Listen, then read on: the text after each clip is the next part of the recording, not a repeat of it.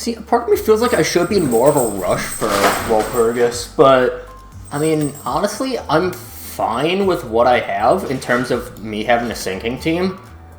So, like, oh well. Hey, welcome back to more Limbus Company. I'm SlayerMathis, and last time we finished off Canto 5, The Evil Defining, and this time we're making our way into Interval 3, but first, we have another mini to go through.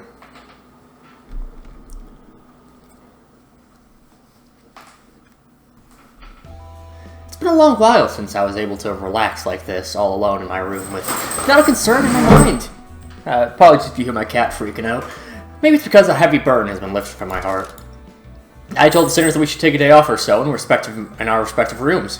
After what happened, we deserve a good rest. A big part of that decision was to relieve Yisong of his seasickness, at least for a day. I don't think the sinners' rooms sway with the waves. We're still a ways from getting out of this great lake. I thought it would be a good idea to have a day like this where we could just sit and relax. Of course, it wasn't like a real vacation or anything. If anything were to happen, this little time off would be over just like that. Unlike that eardrum-tearing siren of Mephistopheles that was always finding the worst time to go off, for example. Oh. Yeah. I had a feeling something like this was gonna happen. I'm not even upset at this point. Siren better be worth getting off our bums for. There was not to do in our respective chambers anyways, Heathcliff. I imagine that the time spent alone in thy room must have been quite dreary indeed. I can be a contemplative man of downtime, alright? For truth? Alright, Clockhead, 1 o'clock done coming right up. This will be the last one in a while, so just take one for the team, alright? Are you gonna ask Vergilius for permission too? Ah, bollocks. I think I'm starting to get a handle on how to manage Heathcliff. Good news, Heathcliff. This volatility alarm seems to be something we can make use of. Then, indeed, notable changes had occurred in one of the mirror dungeon doors. Dante, the short downtime you suggested. Yeah, I know, I knew something was going to happen anyway. I see. Let's investigate the area where the volatility was detected. There's something odd about the way Faust and Vergilius were looking at me, but I was too busy to worry about the two of them. I had somehow convinced the sinners, who had their long-awaited proper break taken away from them as soon as it started, to get to work. Now the locked doors open. The keep-out tapes have also disappeared. The doors look a bit bluish this time, doesn't it? Where did the other doors go? I don't think they were blue like this. The door did look a bit blue this time. It's like every new mirror dungeon door will have a different design. They disappear from time to time, I guess.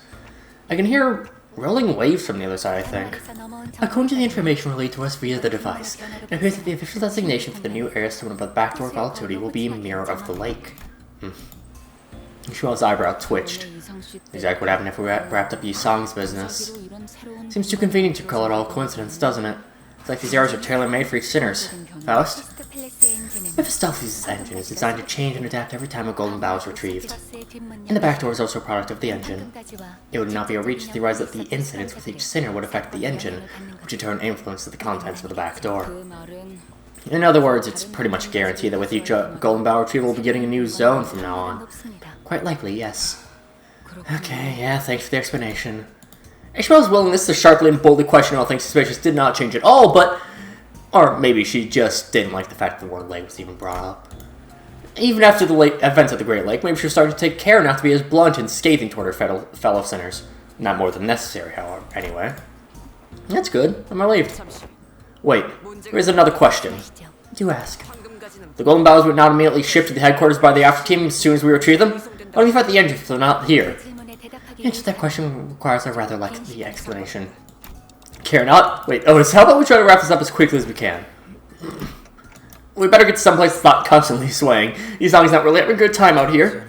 I do not take medicine, for I assume that we'd be having a brief respite. I beg your forgiveness. Here's just the summary, then. In summary, once the golden bough is retrieved and when Limbus Company headquarters goes through a certain tuning process, Mephistopheles' engine and the golden bow's wavelengths will overlap, causing a resonance effect. Which is a process that involves resonating with the golden bough in your head as well, manager. That's how it works? That process does not harm the executive manager. No, as you have witnessed it yourself. Once it's retrieved, the golden bough continues to affect those it resonated with. I see. Guys, we done with the boring lectures? EWTL. Enough with the lecture. Faust, this dungeon, we have to enter now, don't we? I felt like I was going back on my promise after telling everyone that we could relax. I didn't like this one bit, but I already knew what Faust was going to say. Faust suggests that we explore the new zone as soon as we are able. Mephistopheles is still a significant distance from the shores, and there are not many activities to do before reaching our next destination. This would be an appropriate exercise for us during this empty period. Take your manager. I understand you may feel uncomfortable going against your earlier orders. Consider the fact that this journey will continue on for quite some time. I believe that the resources and combat experience that can be gained from this new area will be quite considerable. I nodded affirmatively. The sinners each began grumbling and aired their woes, but they still prepared to head into the dungeons once again. As we entered the newly formed door. They do a better job of not dating their minis. Though they actually don't have that many minis. Oh well.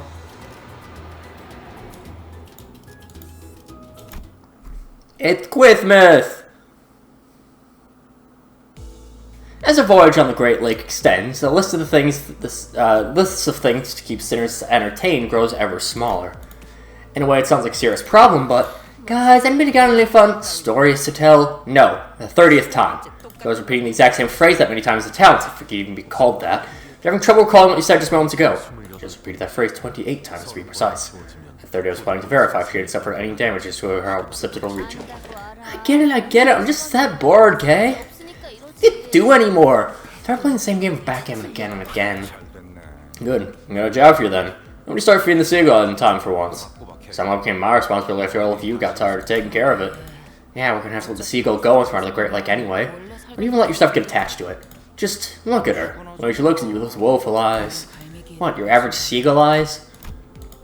It was abundantly clear that the sinners were starting to slowly expire from sheer boredom. Now, it's not really a problem that has a solution. And I had zero interesting stories to tell, considering that I'm an amnesiac, so all I could do was sit here and watch the sinner suffer. Putting them through the daily trials of the Mirror Dungeon wasn't the most exciting activity either. Speaking of which, Heathcliff appears to be the one least affected by this mess. Now that he was calm and aloof, that is. I'd say he's anxious. Vigilius.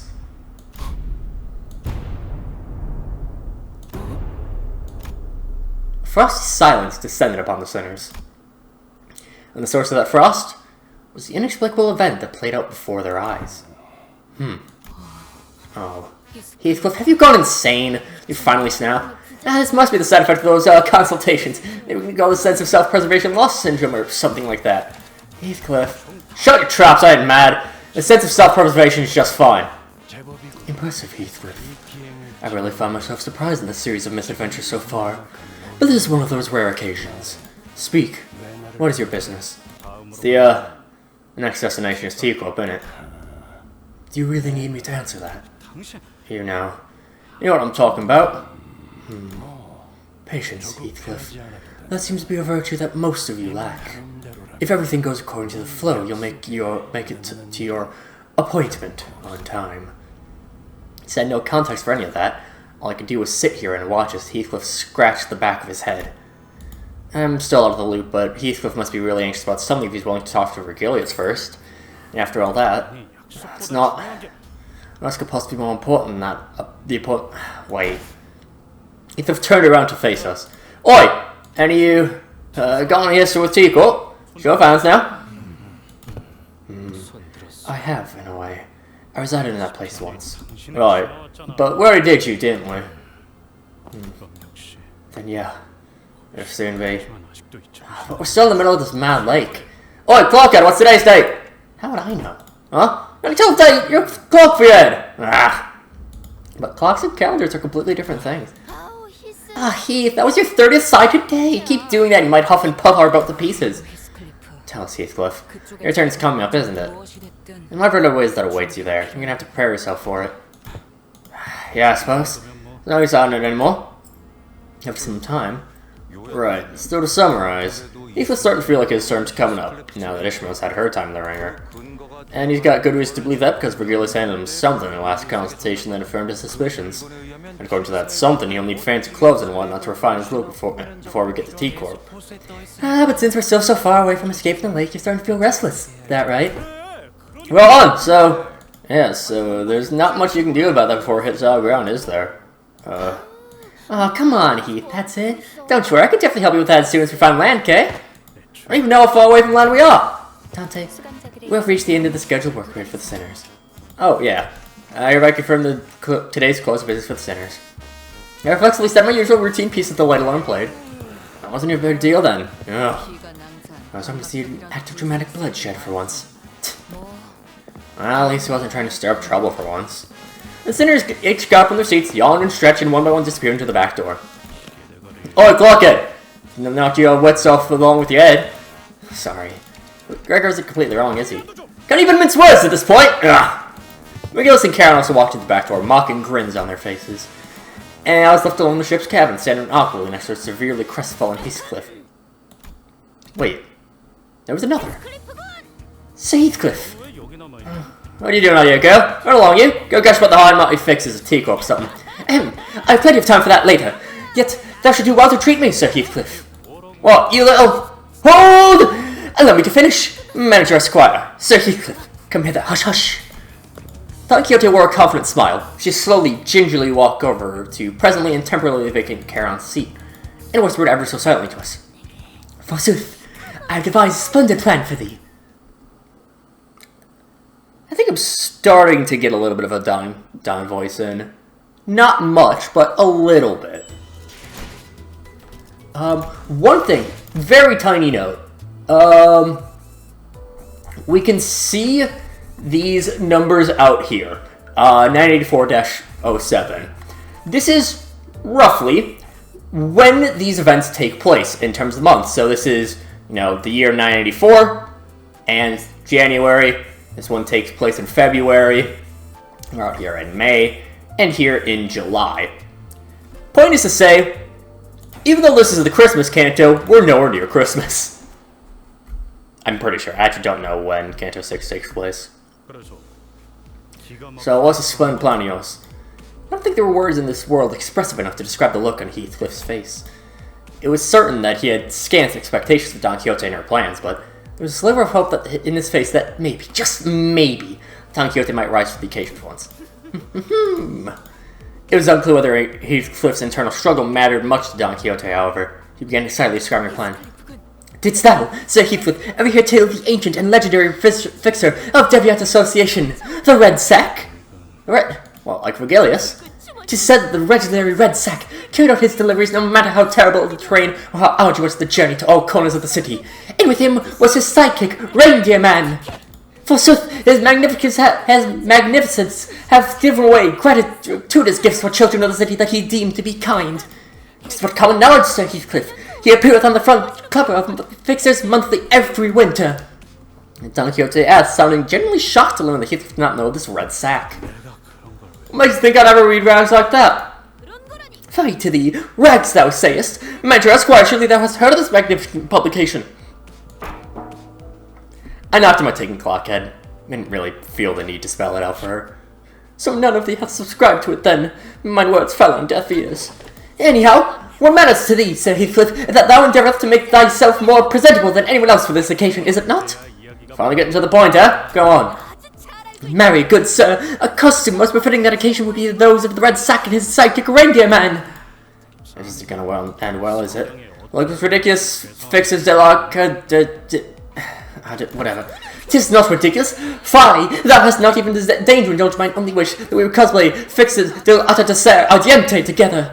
Thou hast not even given a chance indeed. Speak not on a matter thou knowest not about. With all that talk of a splendid plan, I thought you were actually going somewhere, but it all comes around to that fixer nonsense again, huh? Don't even have the energy to beat the sense into you. We'll get to it later. If I've only 6 then I'll just do it.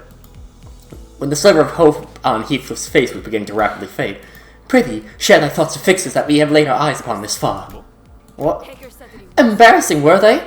Remember, were they not fancy and impeccably dressed? Close not thy heart and eyes. Speak! Absolutely embarrassing sorts, yeah. Spandex cloak from K-Corp. It's like he leaped out of a circus. Nay, Lord Siegfried was not embarrassing. I said that his outfit was rather dashing, wouldst thou not agree? Allow me to regale with the information concerning the materials of his fabric so that thy understanding... Excuse me. Huh? Heidi, Sir Heathcliff, I'm not unfinished. Why is the girl so hyper today? Well, Lord Siegfried is a special outlier, mayhaps. But dost thou not agree that most fixers are all rather well dressed and wore honour upon their sleeves? Honour upon their what? I don't know about that, but I suppose they were quite posh. Verily, follow the eye, and thou shalt see thyself dressed as impeccably as fixers are. Is that right? Sorry, I know shit all about clothes to make myself look fancy. Right, so let's say I go along with your plan. Are we going to get them clothes? Oh, so everyone was right. Why are we going to pick up clothes in the middle of a lake? Aha, I have thought of that as well. Recall the events of yesterday, the sirens that echoed across this bus. Just as I remember. Now think about this, there was a siren yesterday. It went off not long before I announced the close of business for the day. Faust said the backdoor volatility wasn't anything for us to worry about. Yet I was curious. How indeed doth Faust determine what volatility is useful and which is not? Thus, as all were crowded by the back door, preoccupied with returning to their respective quarters, I have secretly and stealthily availed myself to the chance to take a glance at the screen. So I took a peep at the screen. You know how to read those complex symbols? Nay, I myself had little hope of recognizing them, yet when I looked into them, amongst the symbols on the device were a pair of rather particular symbols that could very easily tell apart from the others. Forsooth, 'twas symbols of the red sack and reindeer man, and next there was a symbol indicating posh outfits. Can't be that simple. It can't be that simple. I agreed with Heathcliff. However, Don Quixote remained enthusiastic as ever, as though she was already expecting him to say that. Dost thou know? Every so often, certain symbols appear on the numerous back doors past the back door. Huh? Every respite, every passing glance, I make sure to watch them carefully. And 'twas yesterday, when, in the corridor, I spied myself the exact doors with the exact same symbols that I witnessed on the screen. Don Quixote, you did. 'Tis my nature as an adventurer manager, esquire, mine inability to quell the burning adventurous spirit, I prostrate before thee. Know that I have taken the sneakiest of peeks. Marry, 'twas not too foolhardy, I've only taken a small peek. And, if I were to regale thee with what I have witnessed from within, all that my deductions and predictions have been proven true, could thee find within thyself compassion to spare mine soul? You absolute muppet. What in the bloody hell do you keep doing what everyone tells you not to? Right, Heathcliff. I just don't understand why some people keep doing things that everyone tells them not to. I remember when Heathcliff ignored all warnings that went to the restricted areas past the area of the corridor we're not allowed to use. We almost lost Heathcliff that day. It was a tad different this time, however. Back then, Heathcliff had no idea what was beyond that door. And this time we do. Suggesting that we call everyone over to explore the place? Nay, the three of us will be more than sufficient to handle this task. All tales begin with a party of three indeed. You're just scared of the consultation, aren't you? I have never a clue as to what thou mayest be referring to. The answer to this predicament was right there. Tell them it's too dangerous and shove them back into their respective rooms to rest up for tomorrow. Manager Esquire, that zone, indeed it appeared to be a place most peaceful to mine eyes. It is a simple task, is it not? All that we seek to do is enter there and avail ourselves of a few seats of clothes for Heathcliff. It was obvious that Don Quixote wasn't helping Heathcliff out of the pure kindness of her heart. Maybe she hungered for an adventure. Maybe she thought she might be able to do that cosplay with a fixer she so admired. But if we can find Heathcliff some nice clothes to put his heart at ease, then maybe I can do something about this before things get out of control. Like it did last time when I just let a sinner's anxiety stew and exacerbate. Fine. We're turning around at the first sign of danger. Seriously? Come on, you were always do it if it meant you could pick up some clothes. I suppose it would be because as long as Flockhard's with us. Well said. Let us reconvene tonight before Manager Esquire's quarters. We shall knock in the following rhythm. Knock, knock, knock, knock. Now show us where secret code to which then I'll just go get some sleep. I really hope this won't be a waste of time. We're good in precise time before returning to our respective rooms. I think I got my Don voice down. It's better for somber moments. I'm not sure if it's good enough for the vibe of Canto 7. Now then, here we get some interesting stuff here. In that, this is the first time that we are locked to specific, well, only specific sinners. We did have fixed sinners before, but this time we are required to have Don and Heathcliff, and only Don and Heathcliff. Luckily, we have them as very strong, so no worries there. A dark, silent night. All are sound asleep. Thus we assemble. This better be worth the trouble. It shall be worth every trouble, of course. Now come hither. We quietly and sneakily follow Don Quixote, taking care not to make a noise. Are we really crossing this line? Bloody hell, lass! Don't you know what happened the last time I crossed it? Alas, 'twill be different this time. What do is follow the corridor immediately to the right of this delineation, and open the door here.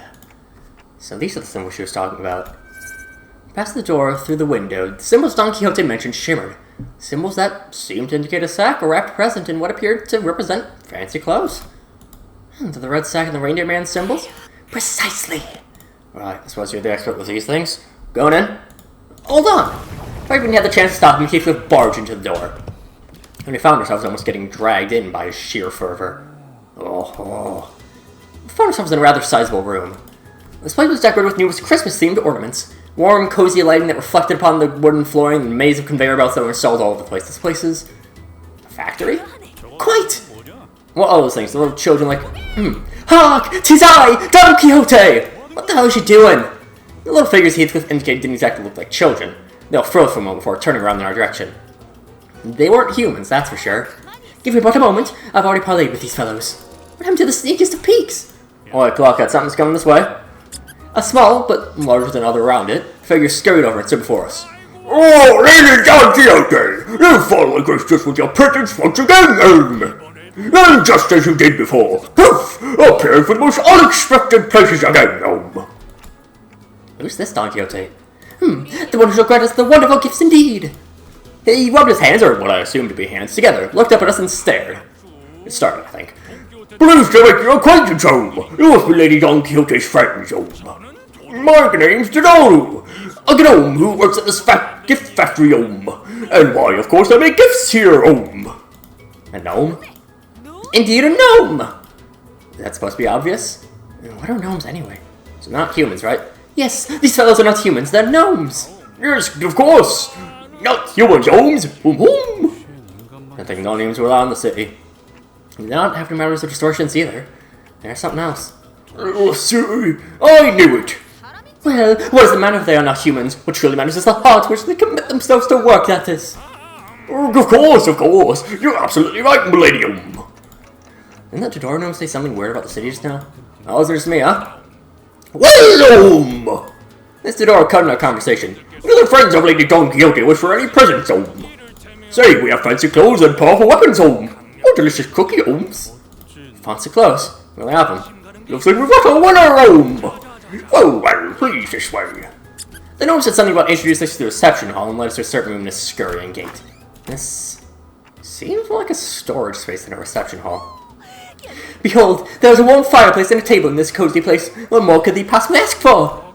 And we have some delicious refreshments ready for you as well, Please wait a moment, I'll be right back with the gifts you want, The gnome bowed, opened the door, and scuttled out of the room. Are reception cells usually this barren? I've never been in one before, so I had no idea if this was what they were supposed to be like. I had to ask. Especially because it was starting to get pretty obvious, even by a rather limited experience, that there was something off about this whole situation. I have once heard the rumor that this kind of decor has been catching on in recent years. I've heard that too. Apparently it's popular for some blokes to just literally leave their stuff lying around some half-finished looking buildings. What the hell is this? Still thy heart, Manager Esquire. I shall personally be responsible for this expedition and claim ourselves shiny gifts. Push comes to shove, I can have some of these. So I'm packing some shiny, expensive looking stuff over there. No thievery this time, Heathcliff, as he with the haircut has already left thy mind. Oh, blimey, fine. Heathcliff was foul mouthed as always, but it was evident from his relaxing expression that his anxiety was starting to ease. Maybe the fact that we're here, about to find what we're looking for, was a comforting thought. Heathcliff, is it important that you dress well for this occasion? Huh? Oh, yeah. A rather delicate but gently smoldering hearth. Calm, silent air. Perfect atmosphere to bring up an uncomfortable subject for some honest heart-to-heart. Or is someone waiting for you there? Someone you'd like to dress up for? Well, if I'm not completely wrong. Oh, a secret is it? Don Quixote excitedly and loudly dragged her chair up close to Heathcliff. I have to go back as a successful man. Someone of great worth. Let them know I've changed.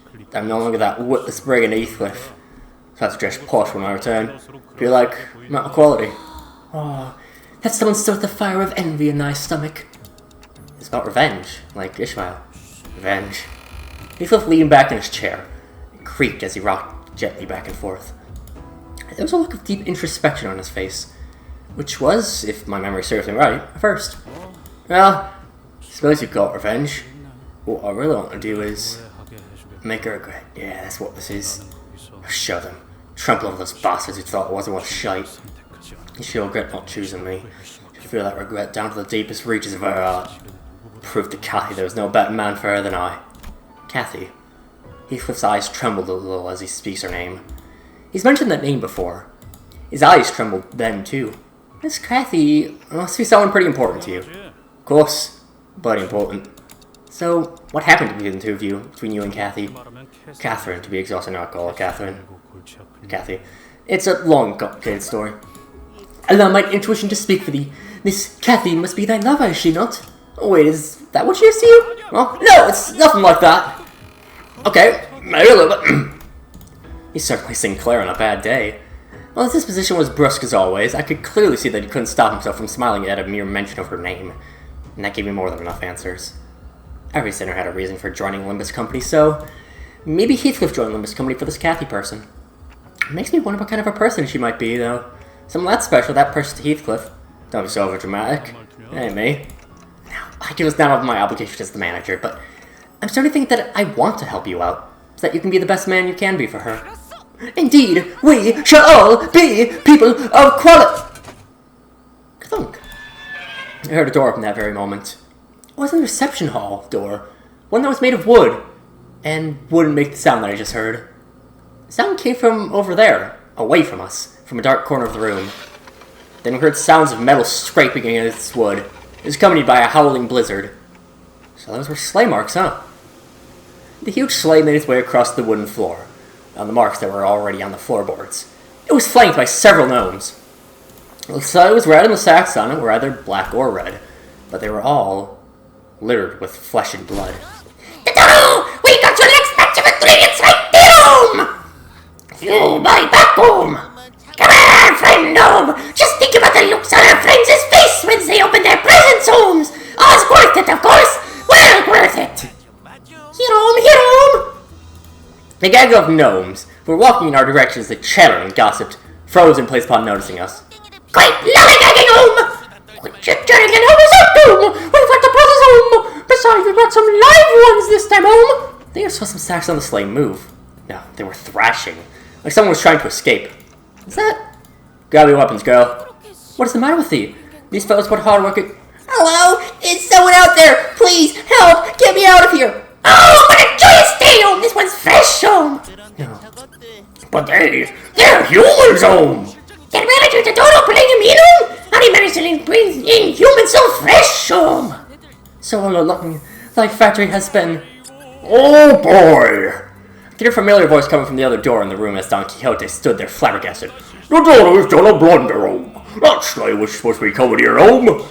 Don't you worry, home. Just a little game between us gnomes. That's your excuse? Master Dodoru. The daughter's listening, home. Tell me the content of those sacks. Raw material for presents, of course, home. Besides, Lady Don Quixote, home, the daughter's prepared those fancy clothes for you and your friends to wear, home. Why don't we head right out to it? Raw materials, are they? Oh, the daughter's tired of eyes, homes. Human homes, humans, like you. You lot, what'd I say about using this storage space, home? I told you this one was off limits, home. What? Are you going to deliver nothing but disappointment to our neighbor homes? Even now they await for gifts from our factory home. Oh, my bad, home. Home. Now to the factory director look forward to this batch home. What was I thinking? It's absolutely not worth it. You know what I'm thinking, Clockhead? Just quit sign, stop strategizing. Gotta get out of it. Yeah, sitting here and feeling sorry myself won't do anything. Never did. Got it. Grab your tools, home. Fresh, locally produced materials coming up, home. Right then, crack on your shitbags! Miracle in District 20 is, in a lot of people's opinions, and mine included, the worst Intervallo. It's not bad. It sure ain't good. Really? Alright. Yeah, sure. We'll go for 50-50. Damn. That's a shame.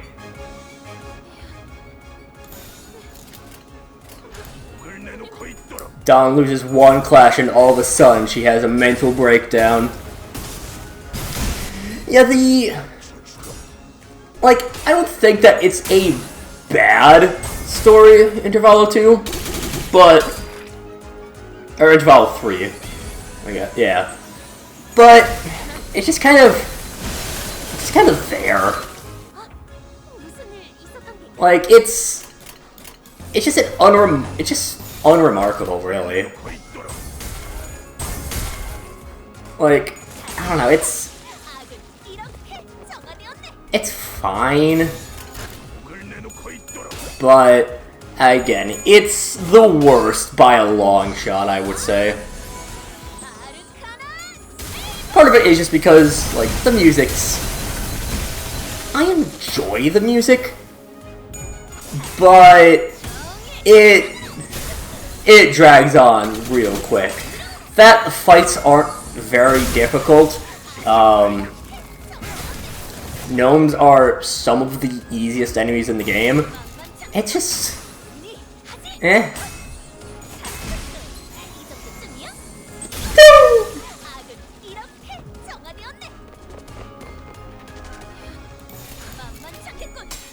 Yeah, it's just like... eh. I'm not particularly fussed about, like, I'm not... This is definitely an intervallo I will never go, like, I'm not, like...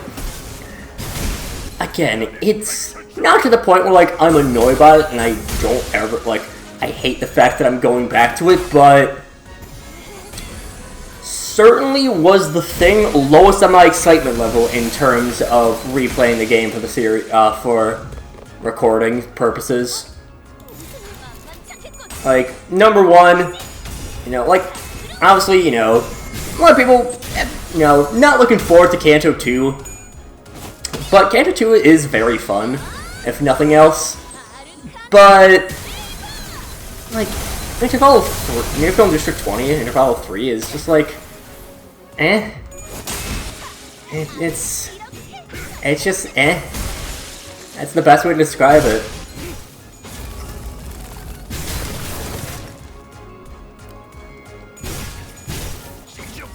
It's just a whole load of eh.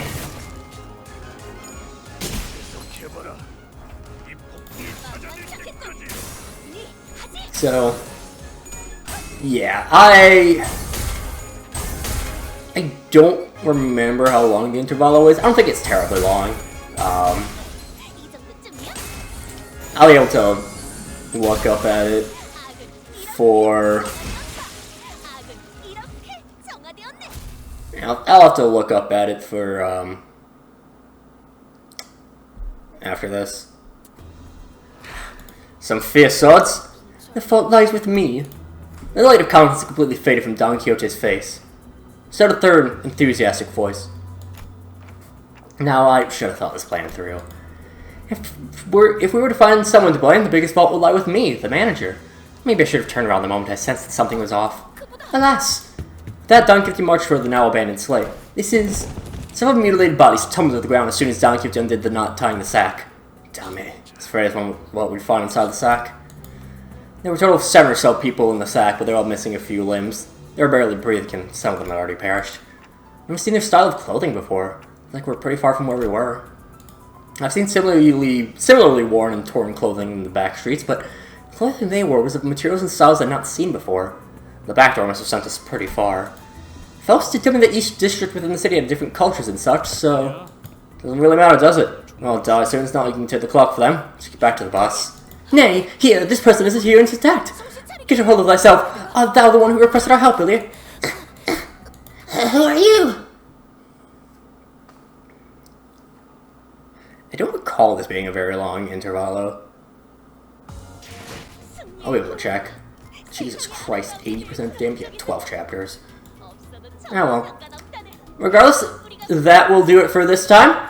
And next time, we'll be continuing on with Intervallo 3. But until then, see you guys later!